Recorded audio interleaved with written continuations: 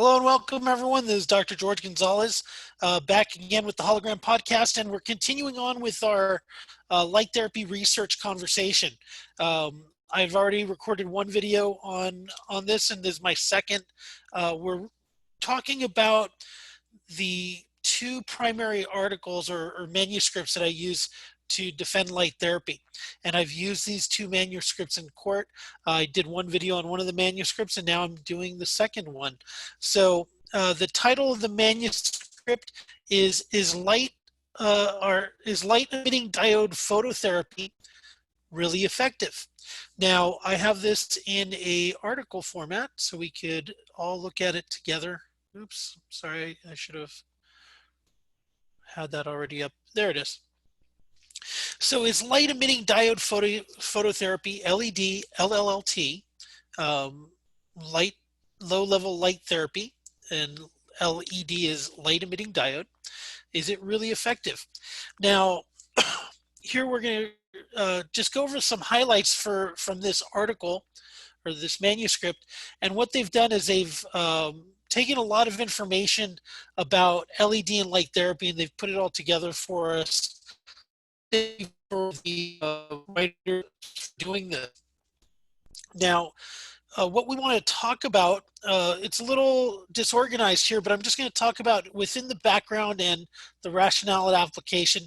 Within the background, they focus on LEDs are primarily known for pain control, and now it's improving in their understanding, and now they're adding to it acceleration of healing, of wound healing, both traumatic and what they call iatrogenic, which means doctor induced, which means like a surgical wound or something after an injury and having to heal from the surgical recovery of that.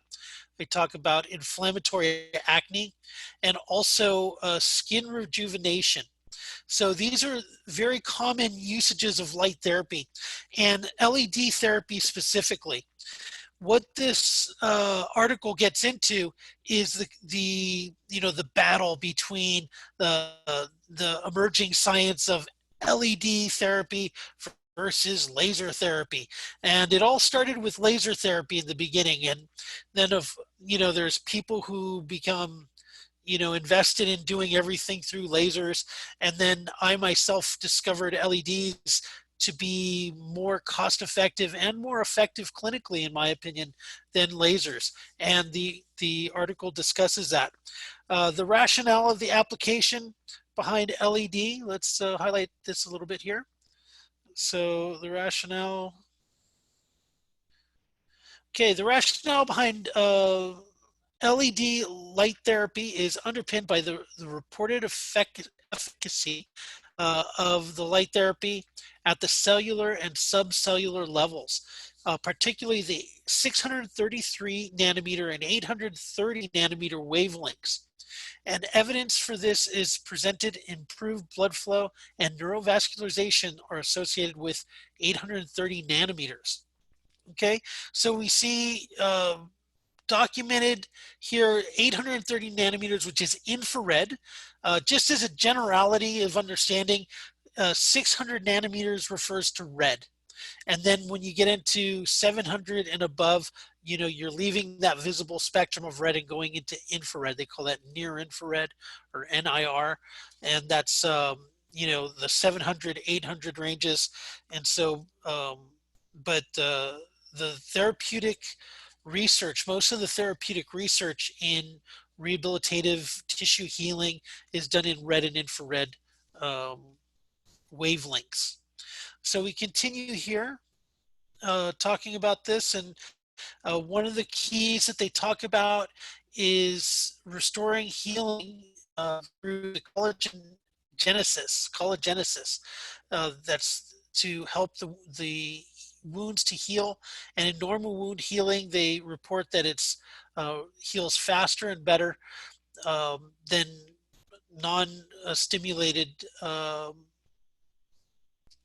tissue, and it improves pain, including post-operative pain, postoperative edema and many types of inflammation can be significantly reduced.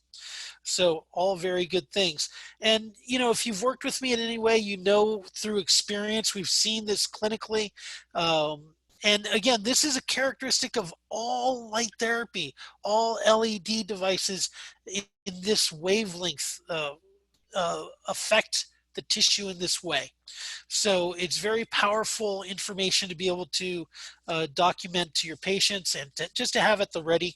And God forbid if you have a legal situation and you need to explain light therapy, you have 1 to 2 articles that you can hand over to your legal representation as well as the opposite side, and let them have a in-depth understanding of the bigness of light therapy, because not very many people know what we know is possible through rehabilitation.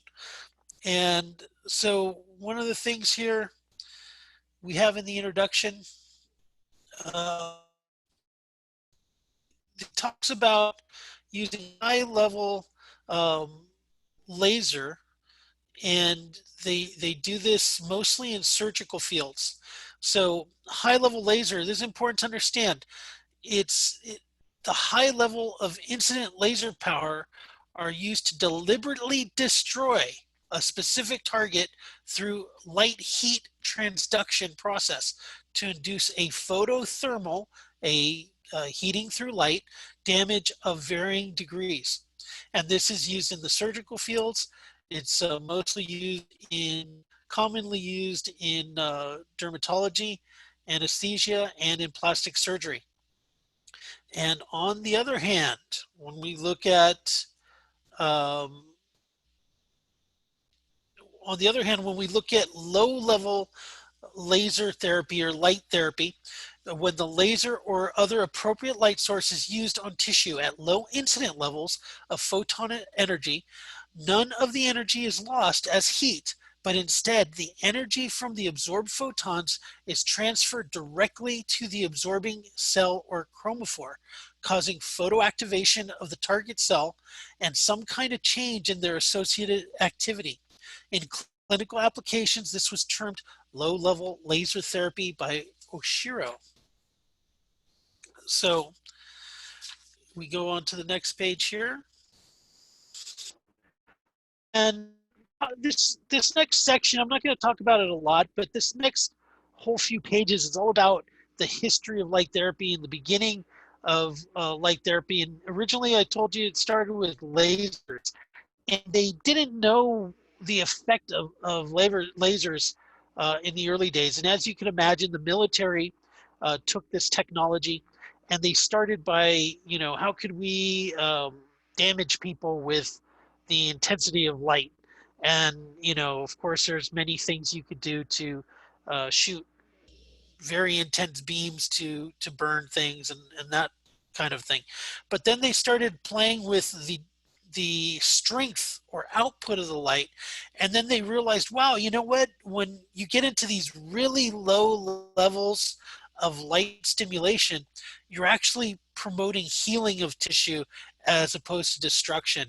And so this entire movement of research went into this low level therapeutic stimulation of light therapy.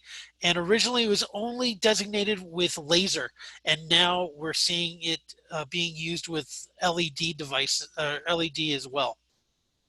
So it just funny, you could read this on your own, but it mentions how they would shave the dorsum of the rats to do their research, and they were trying to research the carcinogenic effect of the lasers that they were using, but they said that no carcinogenic changes were noted at all. But the Mester incidentally discovered that LLT, low-level light therapy, accelerated hair regrowth in the laser irradiated animals. And so that was like one of the big aha moments, like, hey, this is actually healing tissue. Their hair is growing back faster, and I'm sure somebody there started doing it on their own head, wanting to grow their own hair.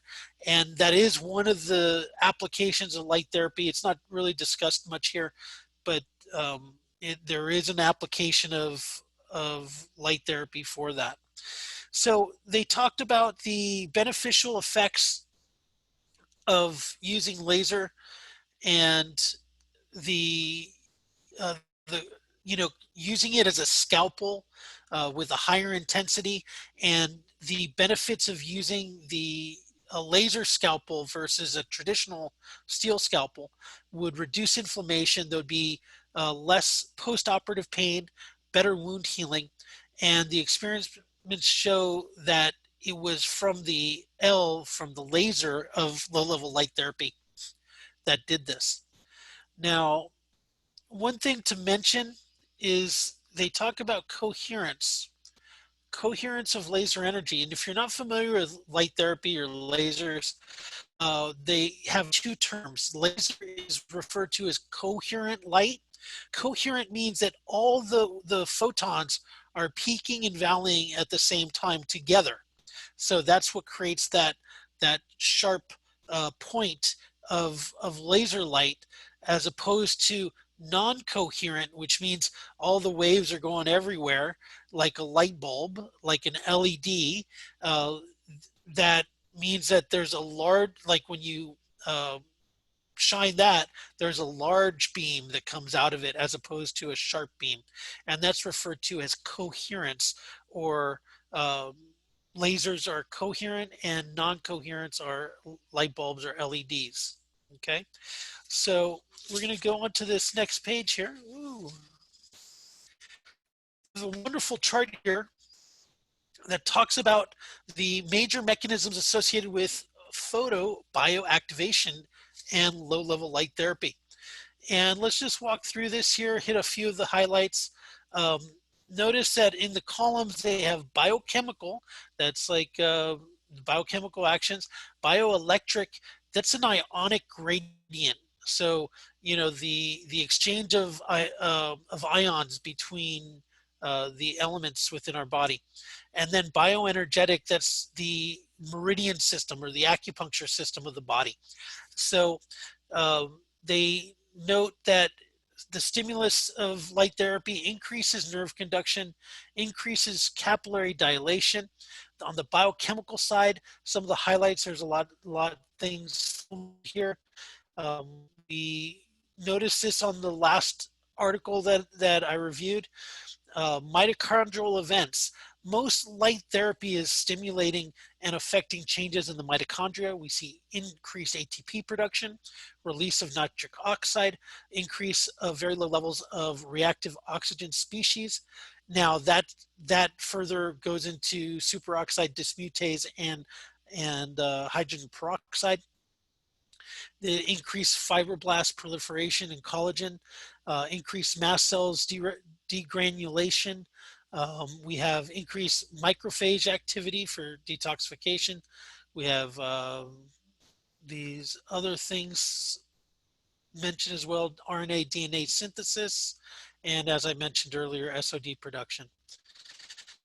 The bioelectric side, you'll just see the ionic gradient changes. So we see intracellular ionic gradient changes, depolarization of the synaptic cleft, activation of the dorsal horn gate, control mechanism for pain, transmission slowed, pain control increase. And on the bioenergetic, this is stimulating the acupuncture meridian points. Um, there you go. Okay, so when we look at this, we start seeing the introduction of LEDs now. So historically, it took them 30, I think they said 1960 originally. So that took 38 years. And then NASA introduced light emitting diodes for therapeutic purposes, and had the professionalism and backup to get it done through NASA Space Medicine Laboratory. So NASA became famous for doing LED research. Now, LEDs are much more affordable than lasers, and the main reason is because of battery power, in my opinion. because when you have a laser, you need a lot of power to output that, and therefore you need a large battery pack, which makes the larger unit and all sorts of things that come after that. When you have LED, you don't need as much power to make it go.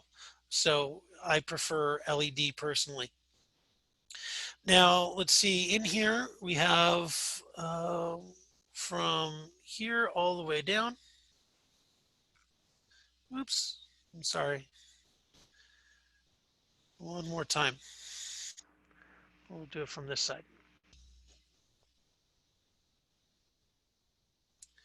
All right, this new generation of LEDs also had its own phenomenon associated with photon intensity, namely photon interference, whereby intersecting beams of LED energy from individual LEDs produce photon interference. This increasing the photon intensity dramatically and thus offering much higher photon intensities than the older generation.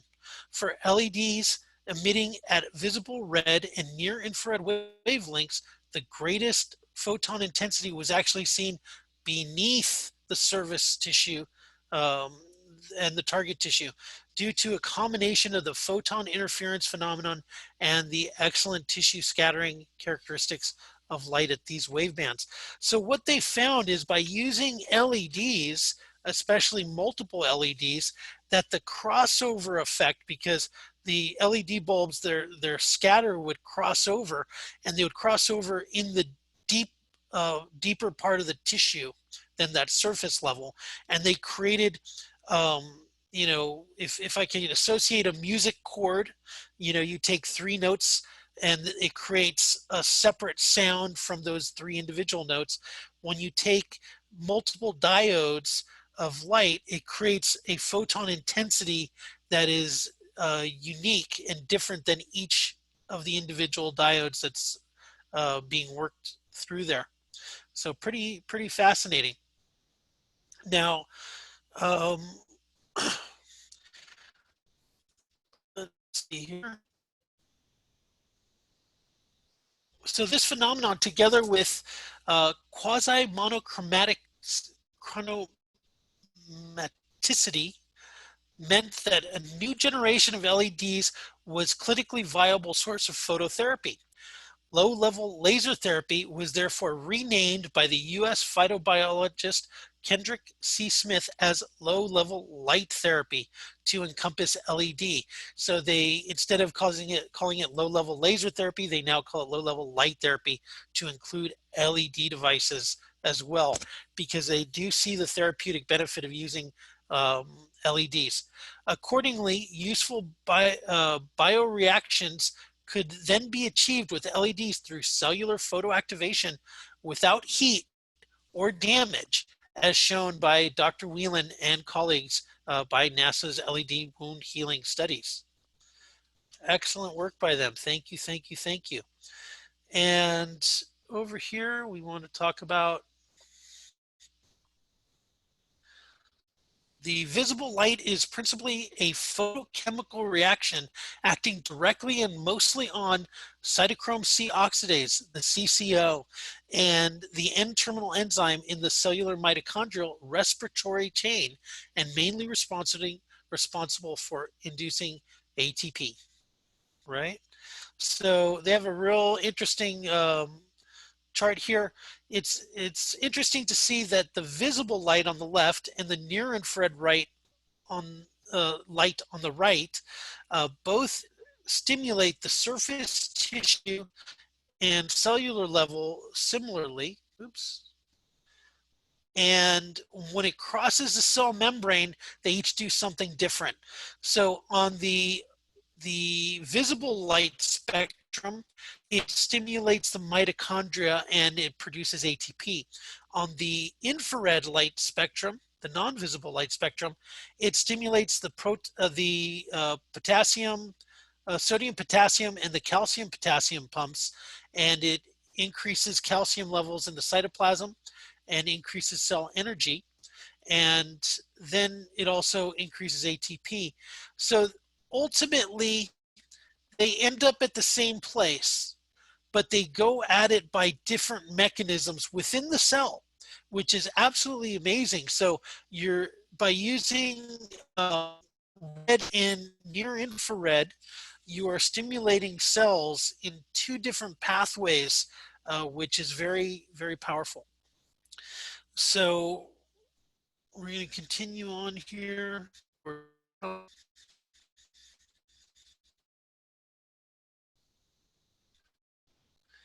LED phototherapy has now been well proven to work and is reported to be effective in a large variety of clinical indications such as pain attenuation, wound healing, skin rejuvenation, some viral diseases, allergic rhinitis, and other allergy-related conditions, and so on. And the authors talked about the use of the main applications of light therapy being for pain control, and they did this with 830 nanometer therapy, significantly reduced both acute and chronic pain in professional athletes. So we also have the author talked about their personal usage of 830 nanometers for herpes zoster's pain and post-herpetic neuralgia. So, you know, shingles basically. So shingles is, if you're not familiar, or post-herpetic pain, herpes is a condition that will have skin eruptions, and if it's on the body, it could cause a lot of pain, or it could be in different parts of your body, and that is really sensitive to light therapy. One of the really powerful effects of light therapy is seen in herpes zoster, and the pain relief that people get from that. It's pretty remarkable. I've worked on some people.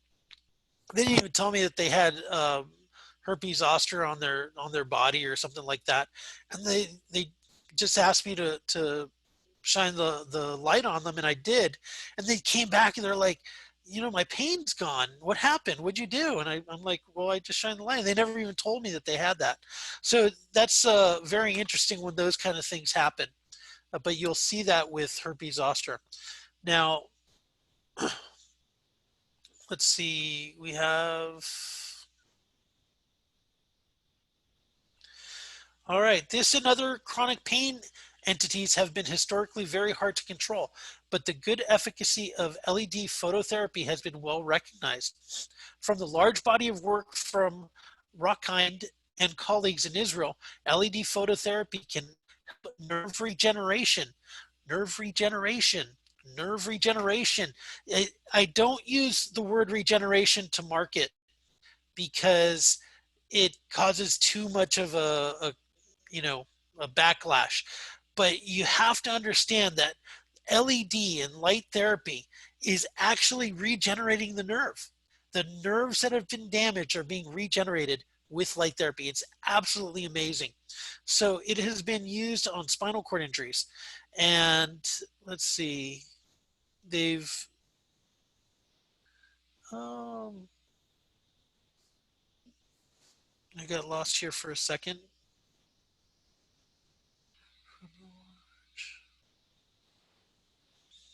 Oh my goodness, I'll just keep going.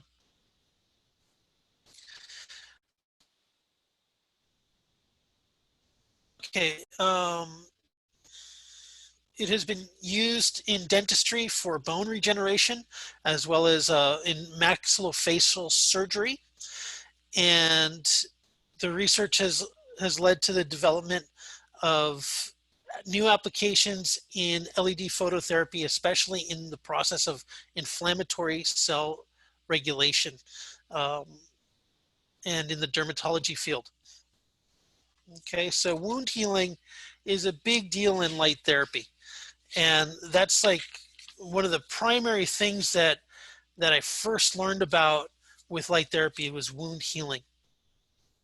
And maybe in a different story, I'll tell you some funny stories on how I got started in it. But the effects of 830 nanometer phototherapy on raising the action potential of wound healing cells at three phases of the process: the mast cells, macrophages, and neutrophils. And it goes into a little bit more detail there than I want to get into. But an interesting chart here, it shows that patient satisfaction curves from LED medicated skin rejuvenation with 630 nanometers, which is this column in the front, from 830 and 630 nanometers here in the middle. And then the back row is 830 nanometers. Now this first column here is done immediately post the fourth treatment. And they ask the patient satisfaction in each of the groups. And then this is 4 weeks after post-treatment in the second column there, 8 weeks post-treatment, and then 12 weeks post-treatment. And we can see the back row there had the best results for skin rejuvenation, 830 nanometers. I thought that was interesting. They show us this chart here where LED phototherapy goes through. I'm not going to go through it, but it talks about it dealing with pain attenuation, accelerated inflammatory response, and wound healing. Okay, so, and again, they really emphasize skin in this report. So oops, we'll just finish that there. In another very popular indication, studies have reported the LED phototherapy rejuvenation of chronically and chronologically and photo-damaged skin. Okay, and they also talk about one of the advantages of LED is that it shines a wider beam, so you can irradiate a larger area of the body as opposed to a single spot with a pinpoint laser, which is a huge deal when you're talking about treating larger areas of the body. So let's come down here.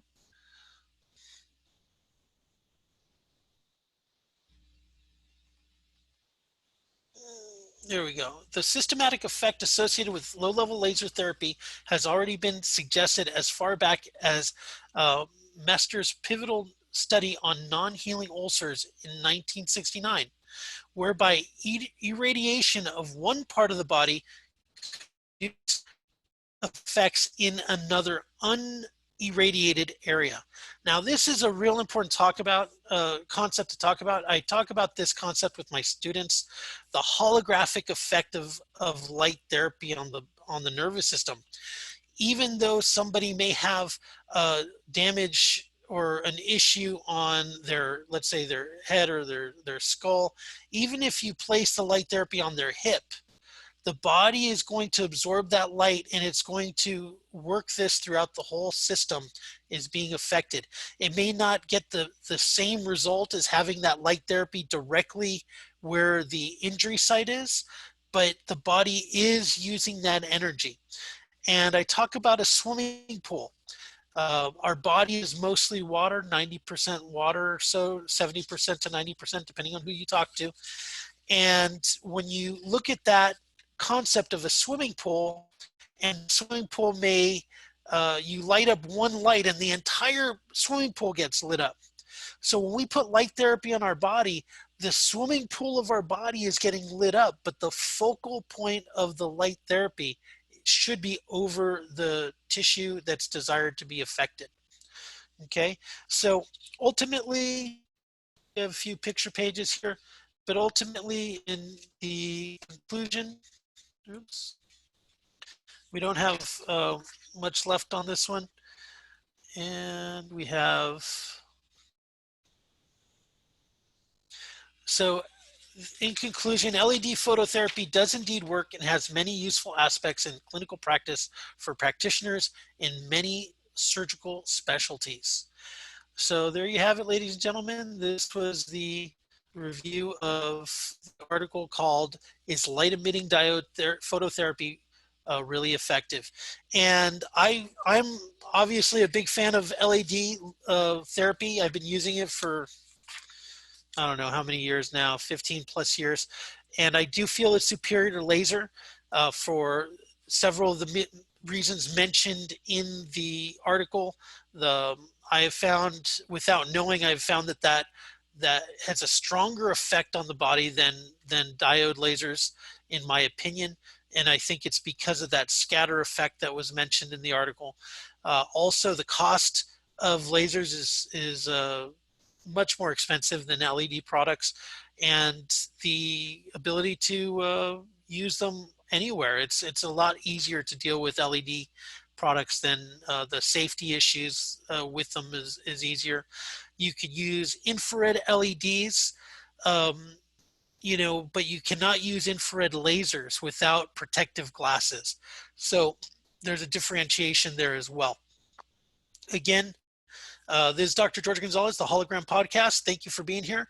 And if you have any questions on how to use light therapy, what light therapy to get, you could check out our website, quantumneurology.com, and we have more information there for you. Please tell your friends about quantum neurology, and I look forward to seeing you next time. Thank you so much.